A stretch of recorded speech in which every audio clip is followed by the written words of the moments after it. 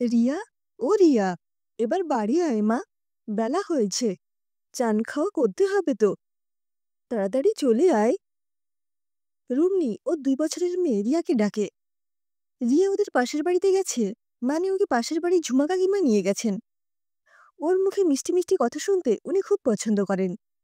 উনি রিয়াকে ঠিক নিজের নাতনির মতো পছন্দ করেন।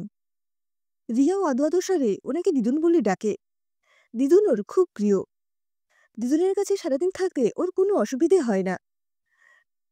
রুমনি মাঝে মধ্যে ওনার কাছে রিয়াকে রেখে টুকটাক দোকান বাজারে যায়, ব্যাংকের কাজ থাকলে করে আসে। রিয়া ওকে টাটা করে দেয়, একদম মায়ের সাথে যাওয়ার বায়না করে না। একদিন তো ঝুমা কাকিমার বাড়ি থেকে আসতেই চায় না।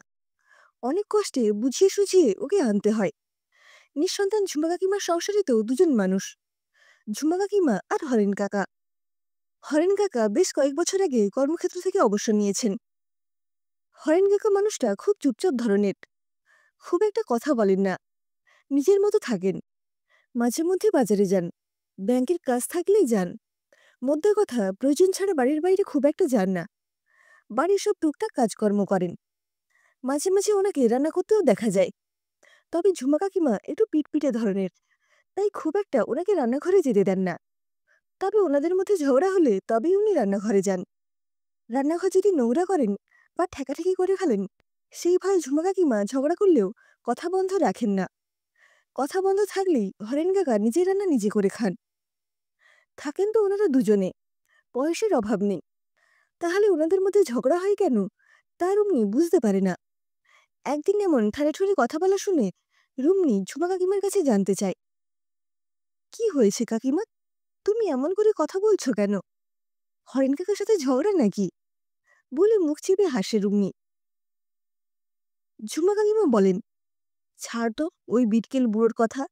বুড়োর মাঝে মাঝে ভীমরতি হয়, তাই আর কি।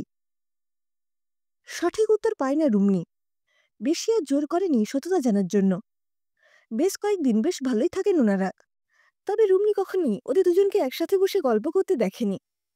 তবে রিয়া কিছু দুষ্টুমি করলে, ঝুমা কাকিমা সেটা নিয়ে কিছু বললে হরেন কাকাকে হাসতে দেখেছে, কিন্তু বাক্য ব্যয় করতে দেখেনি।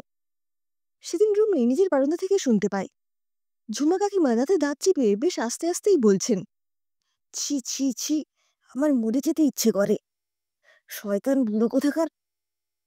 আর কিছু শুনতে পায়নি রুমনি।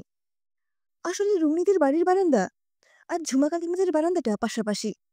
বারান্দায় দাঁড়িয়ে কিছু কথা বললে দুই বাড়ির লোকেই শুনতে পায়। রুমনি ওইটুকু শুনে মনে মনে বলে, আজ আবার লেগেছে রে। সেদিন রিয়া ও বাড়ি থেকে নিজে থেকেই চলে আসে। বাড়ি এলে রুমনি বলে, কি ব্যাপার, তুই যে আজ না ডাকতেই চলে এলি? ছোট রিয়া আদো আদো করে বলে, দিদুন আজ রেগে গেছে, দাদুনকে বকেছিল। দিদুনের চোখ দুটো গোল গোল হয়ে গেছিল, আমি ভয় পেয়ে চলে এলুম। রুমনি মনে মনে বলে, এই তো দেখলাম ঝুমা কাকিমা বাইরে থেকে ফিরল, নিশ্চয়ই হরেন কাকা কিছু ছোঁয়াছুঁই করে ফেলেছেন, তাই বকেছেন। হরেন কাকাকেও বলিহারি যাই বাবা, কি দরকার সব জিনিসে হাত দেওয়ার। পরের দিন রিয়া আবার ঝুমা কাকিমাদের বাড়িতে যায়। রুমনি আজ একটু বাজারে যাবে। আসলে কয়েকদিন ধরে রিয়ার বাবা সরোজ একদম সময় পাচ্ছে না বাজারে যেতে। অফিসে কাজের চাপ বেশি বলে সকাল সকাল বেরিয়ে যাচ্ছে। বাড়িতে সবজি কিচ্ছু নেই, তাই রুমনি বাজারে যাবে সবজি কিনতে। রিয়া ঝুমা কাকিমার বাড়িতে আছে। রুমনি ঝুমা কাকিমাকে বলে বাজারে যায়। অন্যদিন হরেন কাকা কথা না বললেও রুমনি গেলেই ঘর থেকে বাইরে বেরিয়ে দেখেন, কিন্তু সেদিন ওনাকে দেখতে পায়নি রুমনি। বাজার করছে রুমনি, প্রায় বাজার করা শেষ। শুধু একটু মাছ নেবে বলে মাছের বাজারের দিকে যেতে গিয়ে দেখে এক জায়গায় একটু জটলা করে কিছু লোক দাঁড়িয়ে আছে। রুমনি এক মহিলার কণ্ঠ শুনতে পায়। কৌতূহলবশত কাছে গিয়ে একটু উকি দিয়ে দেখে এক মহিলা চিৎকার করছেন আর হরেন কাকার জামার গলা ধরে ঝাঁকুনি দিচ্ছেন। হরেন কাকা চুপ করে আছেন। রুমনি কিছু না বুঝেই ওদের মধ্যে ঢুকে পড়ে বলে, কি হয়েছে কি, আপনি কেন হরেন কাকার জামা ধরেছেন?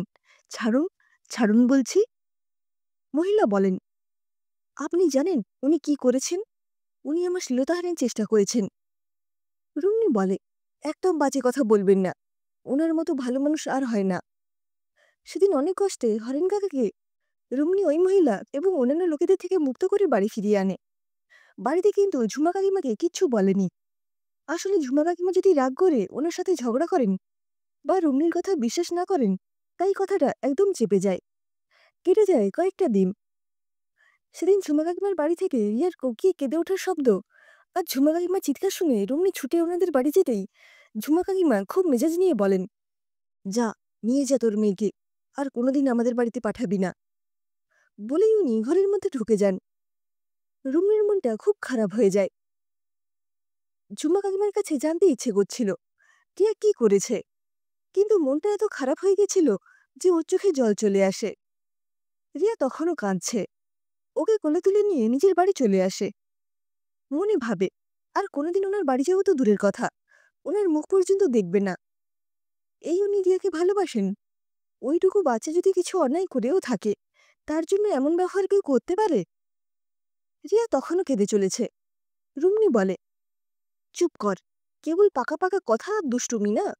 কতদিন বলেছি কোনো জিনিসে হাত দিবি না, কি ভেঙেছিস? মেয়েকে এই প্রথম খুব বকল রুমনি। মোটা একদম খারাপ হয়ে গেছে রুমনির। মনি ভাবে, তার মানে রিয়াকে ওনার বাড়িতে রেখে দোকান বাজারে যাওয়া ঠিক হয়নি। উনি মুখে কিছু বলতে পারেন না, মনে মনে নিশ্চয়ই অসন্তুষ্ট হতেন। তাই তো বলে, পর কখনো আপন হয় না। রিয়াকে শান্ত করে টিভিতে কার্টুন খুলে দিয়ে বসিয়ে রেখে রুমনি। রিয়া তখনও ফোপাচ্ছে। রুমনির দেখে মনে হচ্ছে ওর খুব কষ্ট হয়েছে। রুমনি মনে মনে বলে, তা তো হবেই, ও যে দিদুনকে খুব ভালোবাসে। ওনার এই ব্যবহার আমারই খারাপ লাগলো, আর ও তো বাচ্চা। এরপর রুমনি কাজে ব্যস্ত হয়ে পড়ে।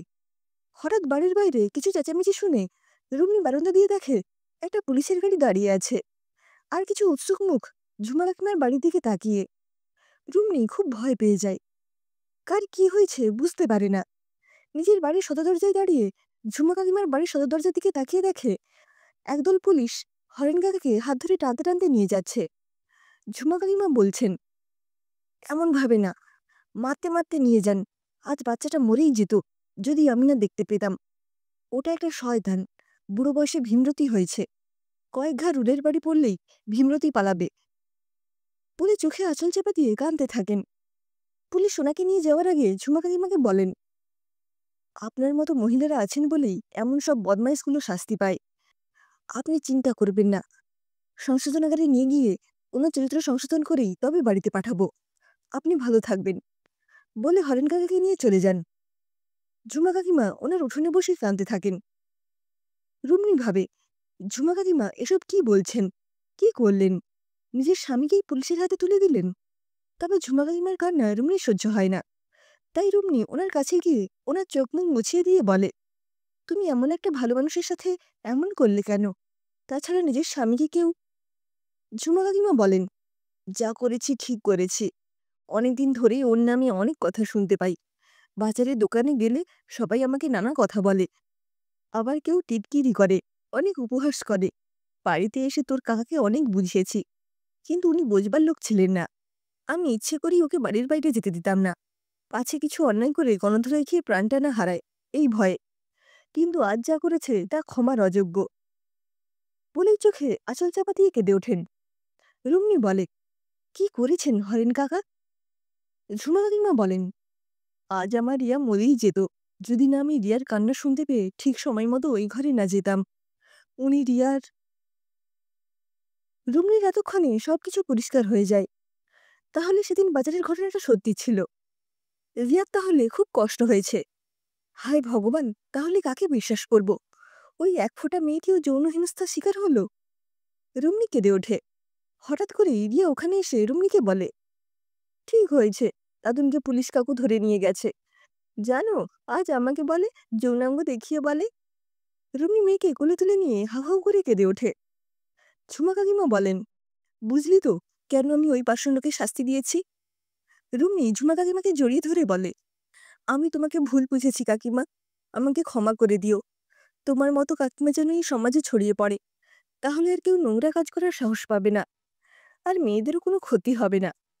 যতই ঝুমা কাকিমাকে সান্ত্বনা দিক বা নিজের মেয়ের ক্ষতি হতে পারত ভেবে রাগ হোক না কেন, হরেন কাকার জন্য কিন্তু রুমনির খুব কষ্ট হচ্ছে। কারণ রুমনি জানে এটা একটা রোগ। ও দিদির শ্বশুরের এই রোগ হয়েছিল, তবে উনি পরে সুস্থ হয়ে গিয়েছিলেন। আশা করা যায় হরেন কাকাও একদিন সুস্থ হয়ে ফিরবেন।